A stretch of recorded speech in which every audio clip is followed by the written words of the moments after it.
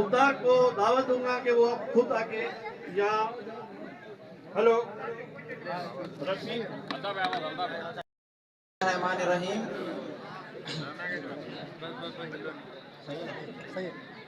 मैं रफ़ीक अहमद यूसुफजई जो पीएस सांगड़ 40 से आज़ाद उम्मीदवार था, पाइनएप्पल के निशान पर मैं साईं की हमायत में ऐलान करता हूं और जो भी मेरे वोटर एंड सपोर्टर हैं वो सब साईं को सपोर्ट करेंगे और वोट देंगे और इंशाल्लाह हम जीतेंगे भी।